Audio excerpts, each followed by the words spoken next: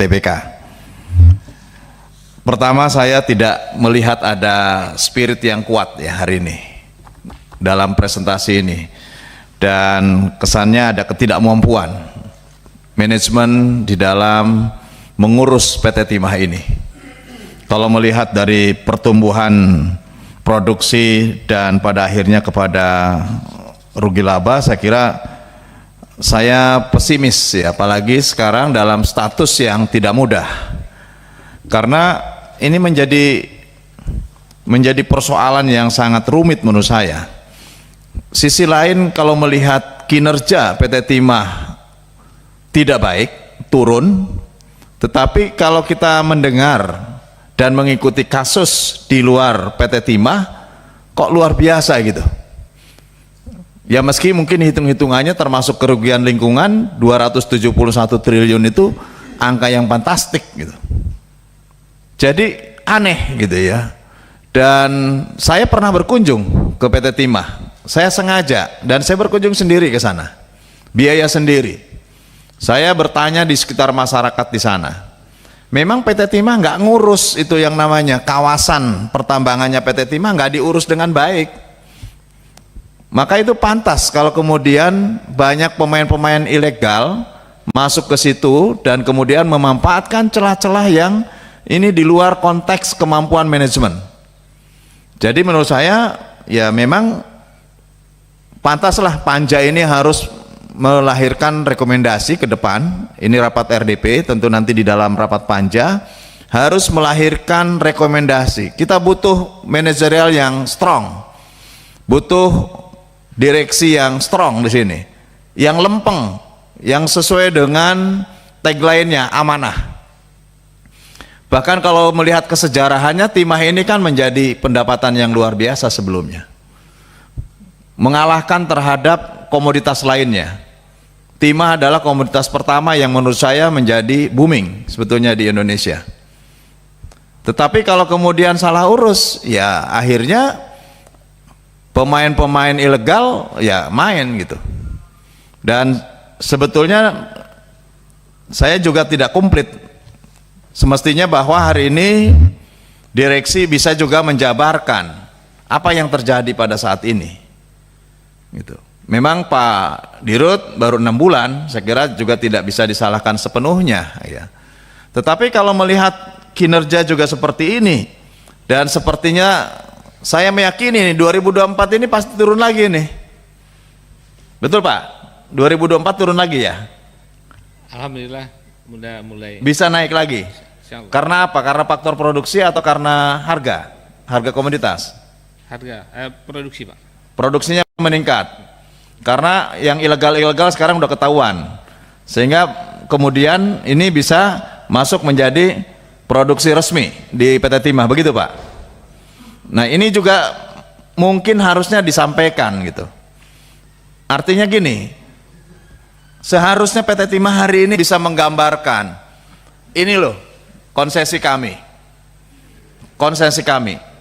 Ini adalah konsesi yang kami kelola langsung oleh PT Timah. Jangan pula tadi bisa menunjukkan bahwa PT Timah bisa melakukan pengembangan di kawasan di Bangka Belitung, di Riau, kemudian ada batu bara, ada nikel, tetapi yang ngurus yang timahnya aja ini berantakan gitu loh. Maksud saya semestinya hari ini mendapatkan gambaran PT Timah tuh ini nih kawasannya, kemudian inilah yang dikelola oleh kami, inilah yang bermitra dengan beberapa mitra strategis. Mitra strategis kami itu adalah ini. Adapun kejadian yang kemarin menjadi trending topik terkait dengan penyalahgunaan kewenangan dan pada akhirnya ini menjadi persoalan hukum, ini juga harusnya tadi dijelaskan bagian tidak terpisahkan gitu. Karena ini juga adalah bagian tidak terpisahkan dari kinerja perusahaan gitu. Kalau seperti ini menurut saya ya apa yang harus kita lihat gitu dari apa yang disampaikan oleh direksi. Oleh karena itu pimpinan, saya kira pertama saya meminta untuk memperbaiki materi karena materinya tidak komprehensif ya. Pertama persoalan data. Data juga nggak jelas. Kita tanya saja tadi, kenapa dari pendapatan, dari mulai pendapatan kita dapat melihat, dari pendapatan yang 8,392 triliun tahun 2023. Kemudian kenapa kemudian menjadi EBITDA hanya 684 miliar? Bahkan kemudian pada akhirnya membukukan kerugian minus 450 miliar. Ini kan minta keterangan ini aja nggak dapat kita gitu loh, nggak dapat gitu. Apa sih kemudian faktor produksi apa yang menyebabkan ini menyedot anggaran terlalu besar dari EBITDA ke proyeksi laba atau rugi laba? Apa yang kemudian menyebabkan turun? Faktor harga, faktor produksi turun. Kenapa produksi turun? Produksi turun karena apa? Kalau harga internasional jelas fluktuasi naik turun gitu. Tapi kenapa kemudian juga faktor produksinya menurun gitu? Nah, ini kan harus dihubungkan harusnya. Kenapa terjadi pelanggaran hukum, korupsi 271 triliun? Nah, kalau misalkan bisa dihubung-hubungkan begitu, mismanajemennya di mana gitu? Sehingga evaluasi kinerja hari ini kita bisa memberikan gambaran apa yang harus ke depan diperbaiki. Ini kan nggak ketemu gitu, nggak ketemu.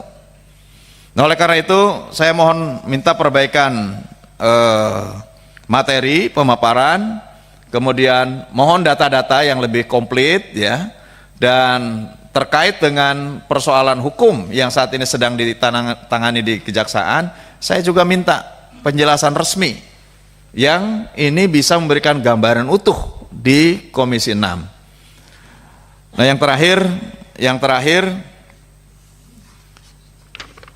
saya juga minta terkait dengan sistem pengelolaan pertimahan di lingkungan PT Timah. Kan sangat ironis kalau datang ke kantornya, Bapak aja kantornya ya seperti itu. Saya datang ke kantornya, saya koreksi juga waktu itu. Kenapa sih nama besar PT Timah nggak bisa kita lihat saat ini gitu? Bahkan pernah menjadi cerita film yang ini juga filmnya juga bisa terkenal kemana-mana. Laskar Pelangi, pemainnya juga tuh. Dan itu adalah sejarah ya. PT Timah bukan hanya sebagai BUMN yang menghasilkan timah, tapi merupakan bagian dari sejarah perjalanan bangsa ini gitu.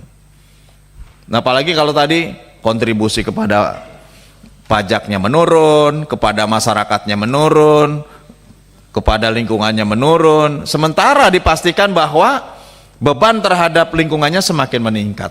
Nah, ini rugi sekali ini gitu.